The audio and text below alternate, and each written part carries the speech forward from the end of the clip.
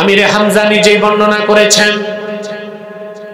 ইবনু Hisham তার সিরাতে লেখেন, আমির হামজা বলেন, আমি উহুদ ময়দানে যুদ্ধ করার জন্য যাই নাই, টাকার বিনিময়ে গিয়েছিলাম শুধুমাত্র আমির হামজাকে শহীদ করার জন্য। আমি আমার হাতের বর্ষাটা হযরত আমিরে হামজা রাদিয়াল্লাহু তাআলা আনহু সিনা মুবারকের মধ্যে গেঁথে দিলাম। সাইয়্যিদুশ শুহাদা, সারা পৃথিবীর শহীদদের মহান নেতা আমিরে হামজা উহুদ ময়দানে লুটায় পড়লেন। আবু জেহেলের স্ত্রী, হিংস্র নারী, নষ্টা ভ্রষ্টা হেন্দা যে আমিরে হামজা সিনাটারে বিদীর্ণ করলো, কাঁচা কলিজা বের করে চর্বণ করলো, নাক আর কান কেটে মালার মতো পরিধান করে উল্লাস করলো। আল্লাহর হাবিব সাল্লাল্লাহু আলাইহি ওয়াসাল্লাম উহুদ ময়দানে ওনার দাঁত শহীদ হয়েছিল, এত ব্যথা পান নাই। আমির হামজার শাহাদাতের দৃশ্য দেখে রাসূলুল্লাহ যে ব্যথা পেয়েছিলেন। মক্কা যখন বিজয় হয়ে গেল, ওয়াহশী মক্কা ছেড়ে পালায় যাচ্ছিল। লোকেরা বলল, ওয়াহশী আইনা তুরিদ, কোথায় পালাও? ওয়াহশী বলল, আমি পালিয়ে যাচ্ছি কারণ আমি জানি সবাই ক্ষমা পেলেও আমি পাবো না। আমি আল্লাহর হাবিবের আপন চাচাকে শহীদ করেছি। লোকেরা বলল, রে ওয়াহশী, কোনো ভয় পেও না, জলদি করে রাহমাতুল লিল আলামিনের কদমে চলে যাও, তিনি মুহূর্তেই তোমার মতো ওয়াহশীকে বিনা শর্তে মাফ করে দিতে পারে। ওয়াহশী বলেন, ভয় এবং শঙ্কা নিয়ে আমি চলে আসলাম উহুদ ময়দানে, চলে আসলাম মক্কা মুকাররমায় আল্লাহর হাবিবের কদমে। আমাকে দেখে আল্লাহর হাবিব বললেন, তুমি কে? আমি বললাম, আমার নাম ওয়াহশী। রাসূলুল্লাহ বললেন, কোন ওয়াহশী? আমার চাচার হত্যাকারী নাকি? আমি বললাম, জি হ্যাঁ, কেন এসেছো? আমি বললাম, ইয়া রাসূলুল্লাহ, ইয়া হাবিবাল্লাহ, ক্ষমা চাইতে এসেছি, ঈমান আনতে এসেছি। আল্লাহর হাবিব বললেন, তোমারে ক্ষমাও করে দিলাম, আর তোমার জন্য আল্লাহর দ্বীনের দরজাও খোলা আছে।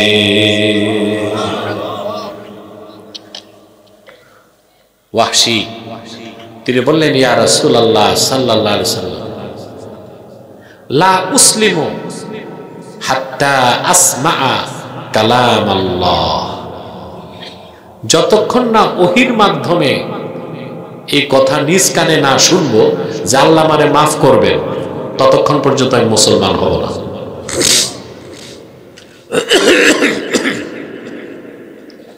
কথা খেয়াল করতেছেন? শর্ত দিয়েছে, সঙ্গে সঙ্গে কোরআনের আয়াত নাজিল হয়ে গেল।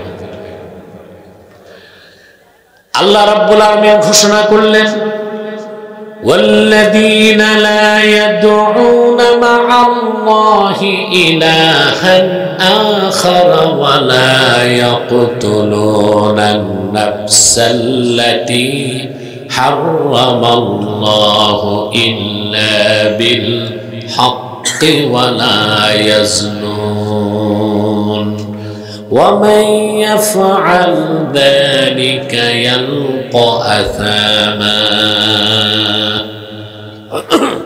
আল্লাহ ঘোষণা করলেন, আর যারা আল্লাহর সাথে অন্য কাউকে ইলাহ হিসেবে ডাকবে না, অন্যায়ভাবে মানুষকে হত্যা করবে না, শুনতেছেন? ওয়ালা ইয়াজনুন, জিনা করবে না, আল্লাহ তাদের সবাইকে মাফ করে দিবেন। অর্থাৎ শিরকের গুনাহ করবে না, কুফর করবে না, হত্যা করবে না, জিনা করবে না। ওয়াহশী বললেন, ইয়া রাসূলুল্লাহ সাল্লাল্লাহু আলাইহি ওয়াসাল্লাম, ইন্নী আশরাকতু বিল্লাহ ওয়া কাতালতুন নাফসাল্লাতী হারামাল্লাহু ইল্লা বিল হক ওয়া জানাইতু, আমি শিরক করছি, আমি আপনার চাচাকে শহীদ করছি, কতবার জিনা করছি তাতে হিসাব নেই। তো মুসলমান হয়ে লাভ কি?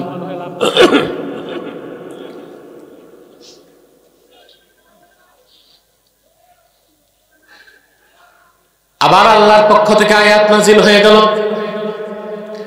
ইল্লা মান তাবা ওয়া আমানা ওয়া আমিলা আমালান সালিহান ফাউলাইকা ইউবাদদিলুল্লাহু সাইয়্যাতিহিম হাসানাত ওয়া কানা আল্লাহু গফুরার রহিমা।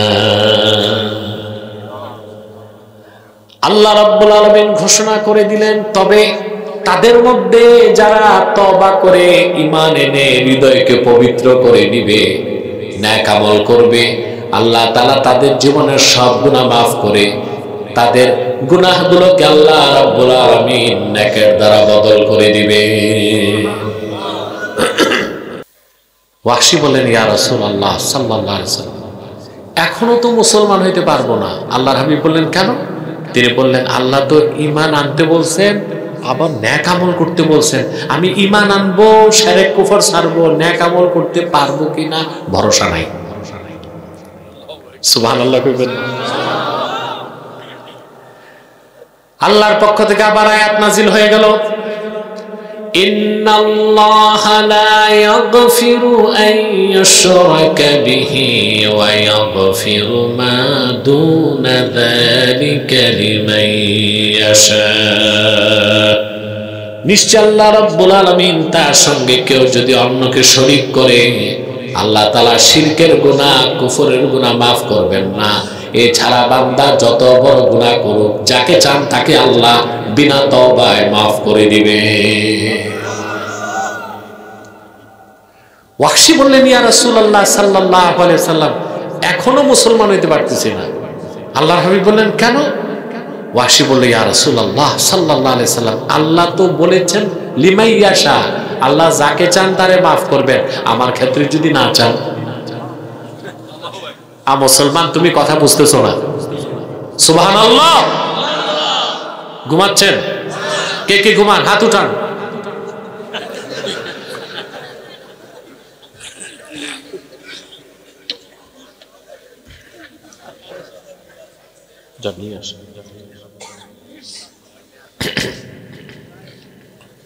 কথা বুঝতেছেন?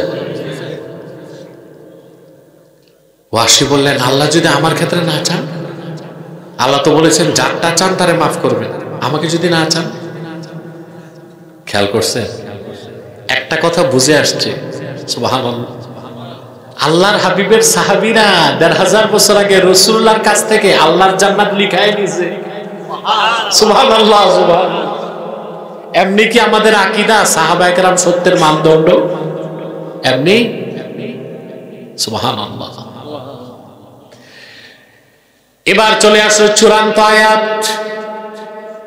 আল্লাহ ঘোষণা করলেন, কুল ইয়া ইবাদিয়াল্লাযীনা আসরাফু আলা আনফুসিহিম লা তাকনাতু মির রাহমাতিল্লাহ ইন্নাল্লাহা ইয়াগফিরুয যুনুবা জামিআ ইন্নাহু হুয়াল গফুরুর রহিম।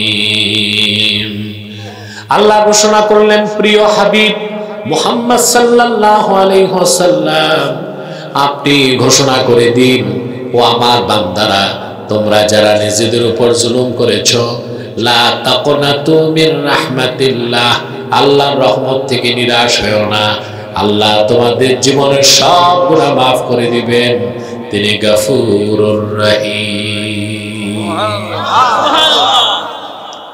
ওয়াহশী বললেন, হাতি ইয়াদাক উবাইউকা ইয়া রাসূলুল্লাহ, আয় আল্লাহর হাবিব, আপনার নূরের হাতটা বাড়ায় দেন। সেই হাতে হাত রেখে আর দেরি করতে চাই না, এক্ষুনি আমি আপনার দিনের কালেমা পড়ে মুসলমান হয়ে যাব। সুবহানাল্লাহ। ওয়াহশী মুসলমান হয়ে গেলেন। তাহলে 1 ঘন্টা আলোচনার টিচিং কি শিক্ষা পেলেন? হৃদয় পাক করতে হবে, শিরক আর কুফর অন্তর থেকে দূর করতে হবে, ঈমান দিয়া হৃদয় পাক করতে হবে। পারবেন না ইনশাআল্লাহ? ইনশাআল্লাহ। এরপর আল্লাহ তাআলা বলেন, ওয়া যাকারা ইসমা রাব্বিহ, অতঃপর রবের নামের জিকির করলো। কার নামের? এই জিকির অর্থ কি? রাগ করবেন না, আমার দেশে অধিকাংশ মানুষ আল্লাহর জিকিরের হাকিকতটা বুঝে না। সকালে 10 মিনিট জিকির করে, সন্ধ্যার পরে 10 মিনিট জিকির করে, সারাদিন চুরি করে, সুদ খায়, ঘুষ খায়, পাল্লায় ওজনে কম দেয়, ইয়েতিম ভাতিজার সম্পদ হরণ করে নেয়, আরেকজনের ক্ষেতের সীমানা ধাক্কাধাক্কি করে, বিচার আচারে বসলে 2 দিক থেকে পয়সা বাইপাস করে। এগুলো নাই মুন্সিহাটে?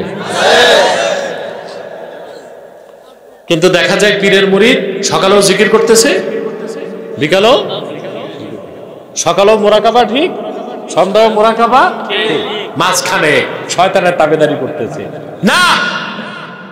এরকম জিকির আল্লাহ চান নাই। এই জন্য ইমাম রাজি এই 2 আয়াতের ব্যাখ্যায় বলেন, ইন্না মারাতিবা আমালিল মুকাল্লাফি সালাসা, আল্লাহর বান্দার আমলের 3টা স্তর। তার প্রথমটা হচ্ছে ইজালাতু আকাইদিল ফাসিদাতি মিনাল কলব, অন্তর থেকে ঈমান এনে শিরক কুফর বাতিল আকীদা দূর করা।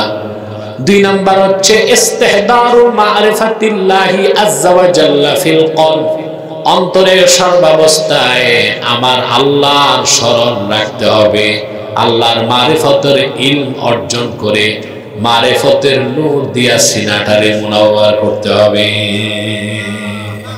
সুবহানাল্লাহ। সব সময় আল্লাহর স্মরণ অন্তরে রাখতে হবে, সর্বাবস্থায় আল্লাহর জিকির, আল্লাহর ভয় যার অন্তরে, ও সুদ খাইতে পারে না, ঘুষ খাইতে পারে না, জানাবে বিচার করতে পারে না, যদি করেও ফেলে তাৎক্ষণিক আল্লাহর ভয়তে সে তওবা করবে। আর আল্লাহর ভয় আর আল্লাহর জিক্র, আল্লাহর মারিফত যার অন্তরে নাই, ও বাই চেইন একের পর এক গুনাহ করে যাবে, ঠিক না? অতএব আমরা আল্লাহর স্মরণ অন্তরে রেখে গুনার কাজ থেকে বাঁচব। 3 নাম্বার কাজ ফাসাল্লাহ, এটা হলো ওয়াল মুদাওয়ামাতু ফি খিদমাতিল্লাহ, আল্লাহর খেদমতে নিয়োজিত থাকা। অর্থাৎ বান্দার কাজ ঈমান আনার পরে আল্লাহর স্মরণ অন্তরে রাখবে আর আল্লাহর গোলামিতে নিয়োজিত থাকবে। সেই গোলামি হচ্ছে 5 ওয়াক্ত নামাজ। সুবহানাল্লাহ বলবেন না? এই মাঠে অসংখ্য বেনামাজি আছে, কোনো সন্দেহ নেই। বলবেন কিভাবে বুঝলাম? 5 ওয়াক্ত মুমিন নামাজির চেহারা আর মুমিন বেনামাজির চেহারা, ওটা দেখলে বোঝা যায়,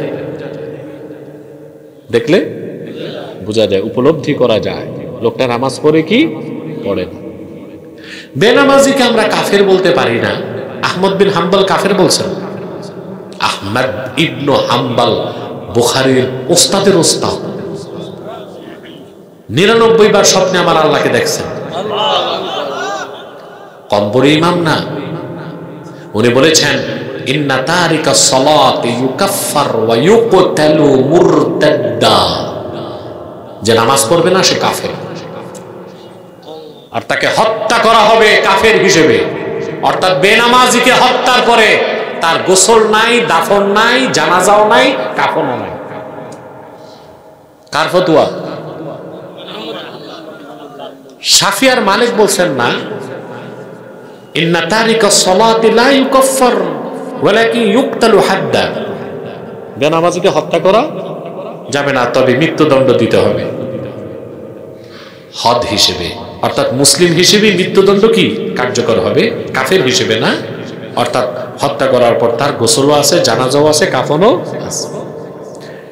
বড় 3 ইমামের মতই তো বেনামাজির শাস্তি মৃত্যুদণ্ড। আর আপনারা বাংলাদেশে উল্টো করতেছেন, যে বেনামাজি তারে মেম্বার বানান, চেয়ারম্যান বানান, নেতা বানান, নেতৃত্বে দিয়ে দিচ্ছে। এটা কেমন কাজ? কথা বলে না, এটাই করতেছেন না? অথচ প্রত্যেকটা দলে কিছু লোক আছে নামাজি, একসাথে দেন 2টা চেয়ার, এদিকে নিয়ে আসেন, আপনার ডানে চলে আসেন। কথা বুঝতেছেন? প্রত্যেকটা দলে কিছু নামাজি লোক নাই, নামাজি লোকটারে ভোট দেয় না, ভোট দেয় যার হারাম পয়সা আছে, আঙ্গুল ফুলে কলা গাছ, ঠিক না? তারপরে দুর্মুজ বাহিনী আছে, পিস্তল বাহিনী আছে, দুর্নীতিবাজ, লম্পট, চাঁদাবাজ, সন্ত্রাসী, তাকে আপনারা ভোট দেন এবং নির্বাচিত করেন। অথচ বেনামাজি, তিনটি মাযহাবের মতে বেনামাজি শাস্তি কি? মৃত্যুদণ্ড। রইল শুধু ইমাম আজম আবু হানিফা রাহমাতুল্লাহ, আমাদের ইমাম, ঠিক না? আপনার ডানে চলে আসেন মুরব্বীরা, চেয়ার দুইটা একসাথে থাকবে, ডানে চলে আসেন, আপনার ডান পাশ।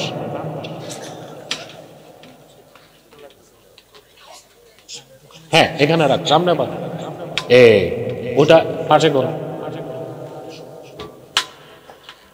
একসাথে রাখ, ঠিক আছে, বসে যাও, পিছে যাও।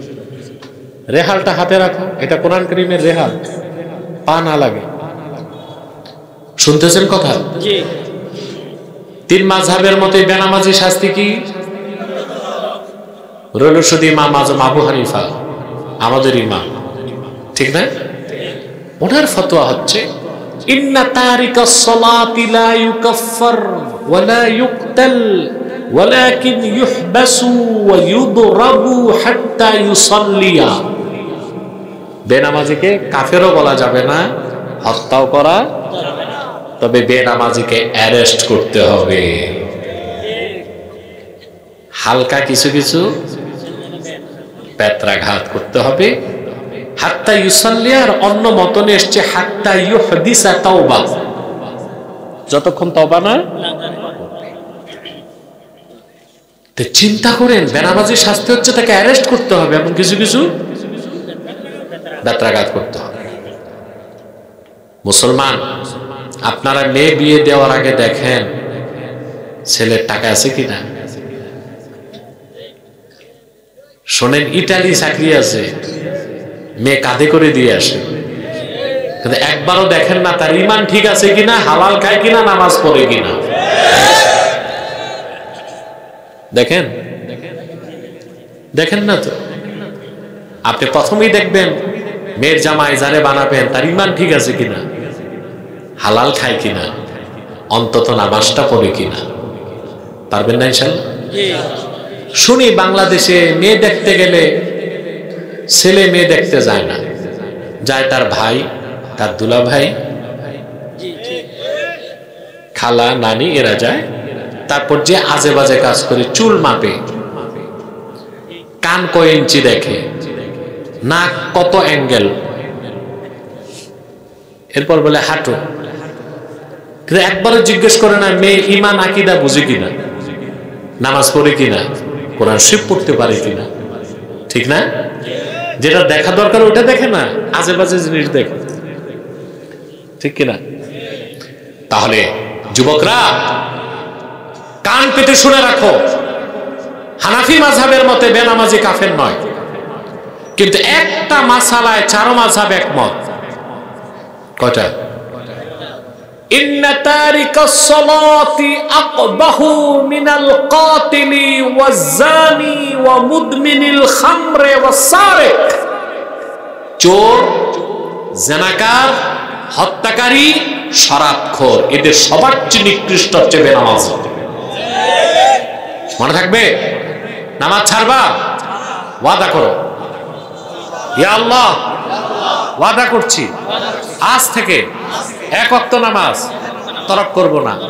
যদি শয়তানের প্ররোচনায় নামাজ ছুটে যায়, তাৎক্ষণিক তওবা করে কাজা হিসেবে নামাজ আদায় করুন। হাত নামান, আল্লাহ কবুল করুন, মঞ্জুর করুন। তাহলে আমরা সফলতার জন্য কয়টা জিনিস শিখলাম? قد أفلح من تزكى وذكر اسم ربه فصلى। তারপরে আল্লাহ বলেন বাল তু'থিরুনাল হায়াতাদ দুনিয়া ওয়াল আখিরাতু খায়রুন ওয়া আবকা।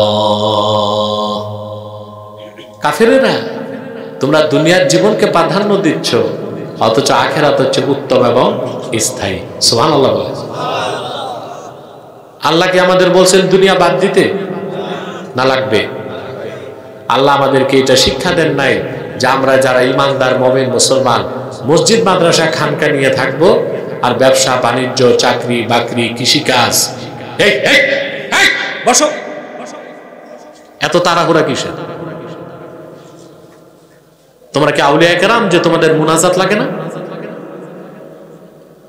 এটা তো তোমার জীবনের শেষ মাহফিল হতে পারে, কোনো উঠাউটি চলবে না।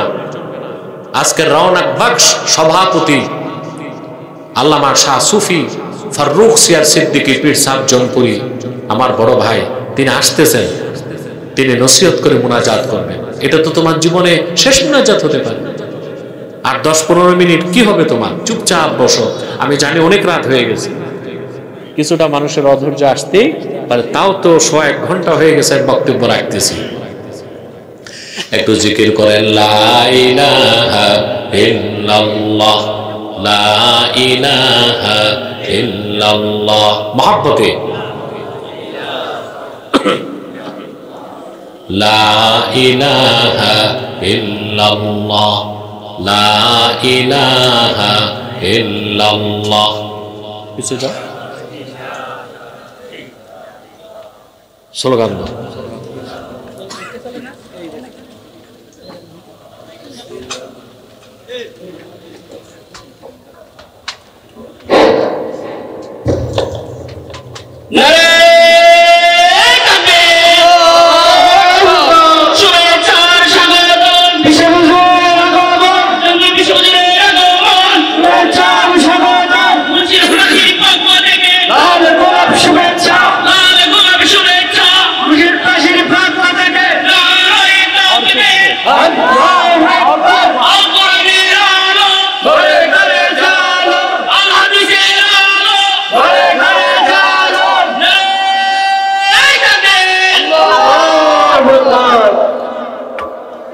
সম্মানিত সুধী, তাহলে আল্লাহ তাআলা এটা বলেন নাই যে আমরা দুনিয়াদারি বাদ দিয়ে দিব নাকি? এটা বলছেন? বসো বসো। আল্লাহ এটা বলছেন দুনিয়াদারি বাদ দিতে? মুমিনের জীবন, মুমিনের ফিলোসফি আর কাফেরের ফিলোসফিতে পার্থক্য কি? মুমিন আখিরাতকে বিশ্বাস করে দুনিয়াদারি করে, আর কাফের মুশরিক আখিরাতকে বিশ্বাস না করে দুনিয়াদারি করে। ঠিক না? মুমিন কি করে? আখিরাতকে বিশ্বাস করে দুনিয়াদারি করে, আর কাফের মুশরিক আখিরাতকে বিশ্বাস না করে দুনিয়াদারি করে। এজন্য মুমিনের দুনিয়াদারিটা হচ্ছে মানবিক, আর কাফেরের দুনিয়াদারিটা হচ্ছে পশুর মতো পাশবিক। কথা বুঝতেছেন? জি। আপনি দুনিয়া ছাড়তে পারবেন না তো, দুনিয়া ততটুক প্রয়োজন যতটুক। আল্লাহ তাআলা কিছু জিনিসকে চিত্তাকর্ষক করে দিয়েছেন দুনিয়ায়, আপনি ছাড়তে পারবেন না। পারবেন? আল্লাহ রাব্বুল আলামিন বলেন যুইনা লিন-নাসি হুব্বুশ শাহাওয়াতি মিনান নিসাই ওয়াল বানিনা ওয়াল কানাতিরিল মুকানতারাতি মিনাদ-যাহাবি ওয়াল ফিদ্দাতি ওয়াল খাইলিল মুসাওওয়ামাতি ওয়াল আন'আমি ওয়াল হারথ ذلك متاع الحياة الدنيا والله عنده حسن المآب। মানুষের জন্য চিত্তাকর্ষক করে দেওয়া হয়েছে নারীর প্রতি আকর্ষণ। সুবহানাল্লাহ। সন্তানদের প্রতি টান, কারি কারি সোনা রূপা, চিত্তাকর্ষক ঘোড়া, গৃহপালিত পশু আর কৃষিকাজ। আপনার যদি স্ত্রী না থাকতো, সন্তান না থাকতো, আপনি কি চাকরি করতেন, ব্যবসা করতেন, খাইতেন আর খাম্বার মতো দাঁড়ায় থাকতেন? ঠিক না? এই যে এতগুলো জিনিস দিয়ে আল্লাহ তাআলা দুনিয়াটারে সাজাই দিছেন, তো এই জন্য আপনারা ব্যবসা করেন, চাকরি করেন, বিদেশে যান, ঠিক না? এগুলোকে আল্লাহ তাআলা চিত্তাকর্ষক করে দিয়েছেন মানুষের জন্য। তো মুমিন এই সবগুলো কাজ করে, সুবহানাল্লাহ, মুমিন বিয়ে করে শাদী করে সন্তানকে লালন পালন করে সোনা রূপা কামাই করে সবকিছু করে শরীয়তের নীতিতে পরকালকে বিশ্বাস করে। আর কাফের মুশরিক শরীয়তকে না মেনেই এগুলো করে। যেমন নারীর প্রতি টান মুমিনেরও থাকবে, কাফেরেরও থাকবে। পার্থক্য হচ্ছে মুমিন বিয়ের পরে নারীর প্রতি আকর্ষণ হবে, কাফের মুশরিক বিয়ে বহির্ভূত আকর্ষণ। ঠিক না? আল্লাহ এখানে আইন দিয়ে দিচ্ছেন, নারীর প্রতি যে টান বলে দিচ্ছেন তুমি বিয়ে করো। কি করো? فانكحوا ما طاب لكم من النساء مثنى وثلاث ورباع وإن خفتم ألا تعدلوا فواحدة। তোমরা তোমাদের পছন্দের মেয়েদেরকে বিয়ে করো, দুইটা, তিনটা, চারটা। আর যদি ভয় পাও যে ইনসাফ করতে পারবা কিনা, তাহলে একটা। আমাদের দেশে অনেকে মাসালা জানে না, বলে যে 4 বিয়ে করা সুন্নাত। এটা কোনো কিতাবে নাই। 4 বিয়ে করা জায়েজ। 4 বিয়ে করা কি সুন্নাত বলার সুযোগ নাই। আল্লাহ 4 বিয়ের অনুমোদন দিয়েছেন। অতএব বৈধভাবে আপনি নারী, সন্তান সন্ততি, ব্যবসা বাণিজ্য, চাকরি বাকরি, দুনিয়াদারি করতে পারবেন, তাতে আখেরাতের কোনো ক্ষতি হবে না। আর যদি আপনি শরীয়তের বাইরে যে দুনিয়াদারি করেন, তখন আখেরাতটা আপনি ভুলে গেলেন, দুনিয়াই আপনার কাছে মূল হয়ে গেল। বলেন নাউজুবিল্লাহ। সেজন্য আল্লাহ রাব্বুল আলামিন বলেছেন, বাল তুসিরুনাল হায়াতাদ দুনিয়া ওয়াল আখিরাতু খায়রুন ওয়া আবকা। আল্লাহ তিরস্কার করেছেন কাফেরদেরকে, মুশরিকদেরকে, তোমরা দুনিয়ার জীবনটাকে প্রাধান্য দাও। কাফেরদের কাজই তো এটা, ওরা যা করে দুনিয়ার জন্য, আর মুমিনরা যা করে আখিরাতের জন্য। সুবহানাল্লাহ। ঠিক না? কাফেররা যা করে কি জন্য? আর মুমিনরা যা করে আখিরাতের জন্য। সুবহানাল্লাহি বিহামদি। কাফেরদের চরিত্র কি আল্লাহ বলেন? وَوَيْلٌ لِلْكَافِرِينَ مِنْ عَذَابٍ شَدِيدٍ الَّذِينَ يَسْتَحِبُّونَ الْحَيَاةَ الدُّنْيَا عَلَى الْآخِرَةِ وَيَصُدُّونَ عَنْ سَبِيلِ اللَّهِ وَيَبْغُونَهَا عِوَجًا উলাইকা ফি দালালিন বাঈদ। যারা কাফের, তারা দুনিয়ার জীবন আখিরাতের জীবন থেকে দুনিয়ার জীবনকে প্রাধান্য দেয়। আল্লাহ পাক বলেন, তারা সরল সহজ পথকে, আল্লাহর পথ থেকে মানুষকে সরাতে চায়, আর আল্লাহর পথকে বাঁকা করতে চায়। পারে না, পারবে না। সুবহানাল্লাহ বলেন। আল্লাহ বলেন তারা সুস্পষ্ট গোমরাহিতে নিমজ্জিত। এরপরে আল্লাহ তাআলা বলেন, অতএব প্রাধান্য দিবেন কি? আখিরাতকে। কিন্তু দুনিয়াদারি করবেন ততটুকু প্রয়োজন যতটুকু শরীয়তের নীতিতে। পারবেন ইনশাআল্লাহ? আপনি হালাল পথে কোটি টাকা না, মিলিয়ন বিলিয়ন ট্রিলিয়ন টাকা কামাই যদি করেন, ঠিক মতো নামাজ পড়েন আর যাকাত ঠিক মতো দেন, আপনার ওই টাকা কামাইয়ের কারণে জাহান্নামে যাওয়ার দরকার হবে? কথা বলেন। আপনি যদি মুমিন হন, হালাল পথে টাকা কামাই করেন, ঠিক মতো নামাজ পড়েন, শরীয়তের হুকুম মানেন, আর সময় মতো যাকাত আদায় করে দেন, আপনি কি জাহান্নামে যাবেন?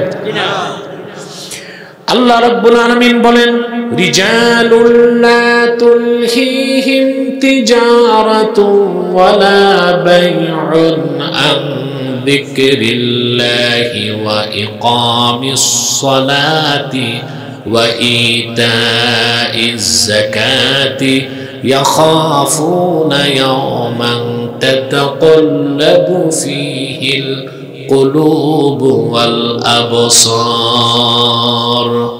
আল্লাহ বলেন, আমার হাবিব মুহাম্মদ সাল্লাল্লাহু আলাইহি ওয়াসাল্লামের উম্মতের মধ্যে এমন কিছু মানুষও আছে, ব্যবসা বাণিজ্য চাকরি যাদেরকে আল্লাহর জিকির থেকে দূরে সরাতে পারে না।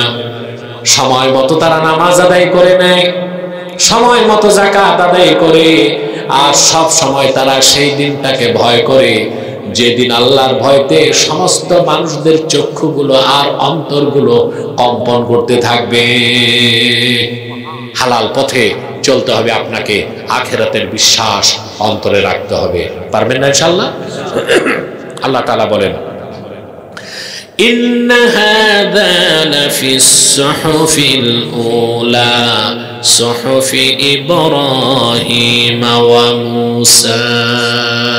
আখিরাতের এই কথা পূর্বের সহিফাগুলো তো এসেছে, বিশেষ করে ইব্রাহিমের উপর অবতীর্ণ সহিফা এবং বিশেষ করে মুসার উপর অবতীর্ণ তাওরাতেও আখিরাতের কথা বলা হয়েছে।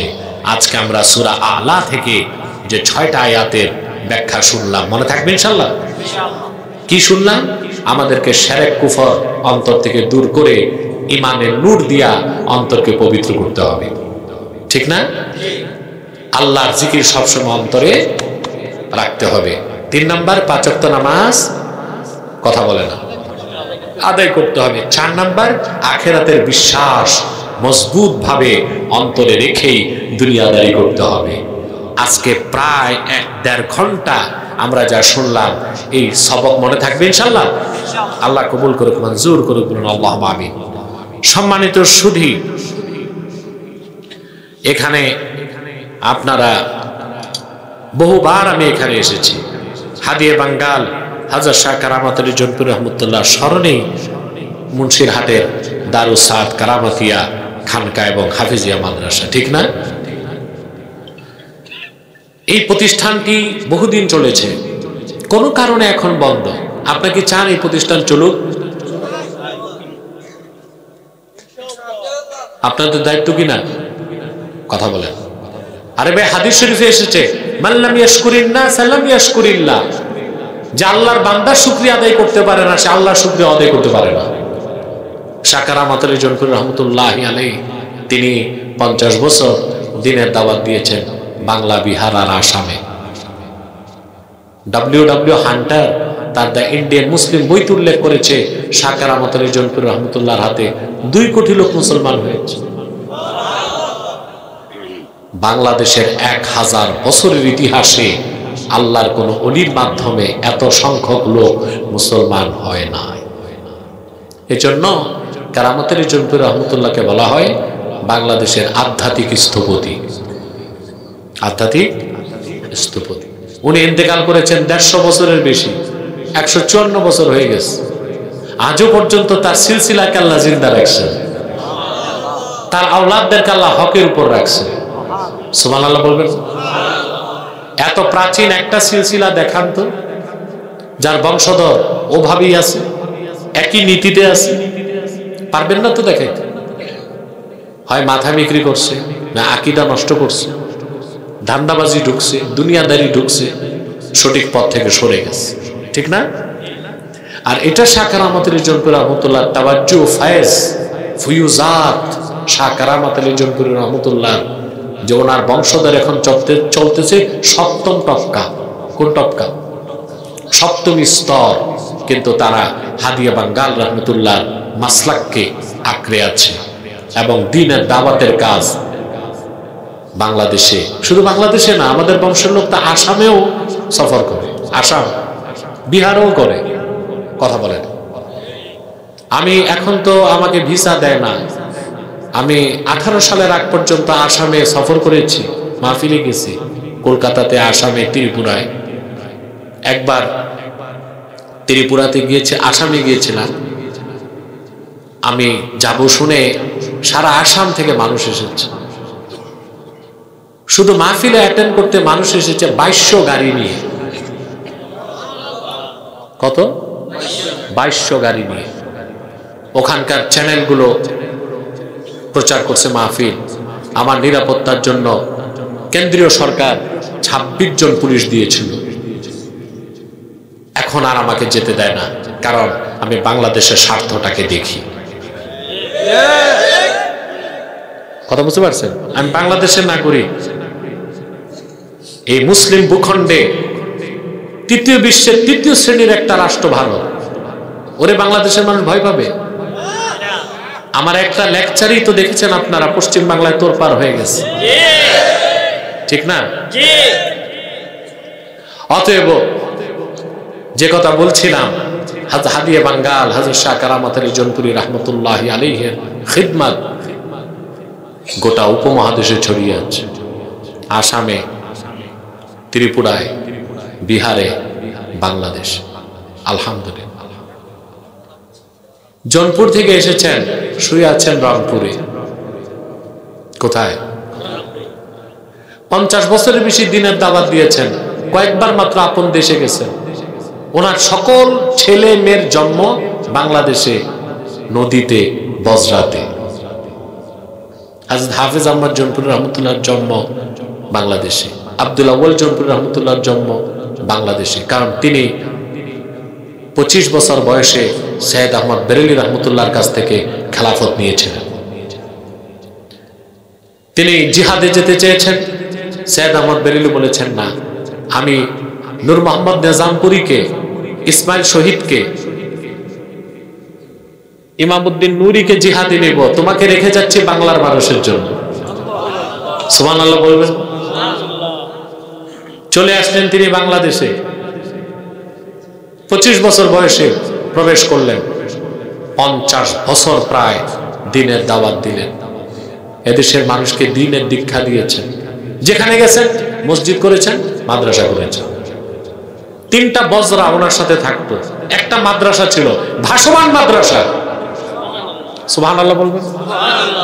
মানুষ আসতেন, দ্বীন শিখাতেন, কালেমার দাওয়াত দিতেন, দ্বীন শিখাতেন, নামাজ শিখাতেন, তাজকিয়া কলব, অন্তর পরিশুদ্ধ করে তাওয়াজ্জু দিয়ে দিতেন, খেলাফত নিয়ে চলে যেতেন। এভাবে তিনি কাজ করেছেন। সুবহানাল্লাহ।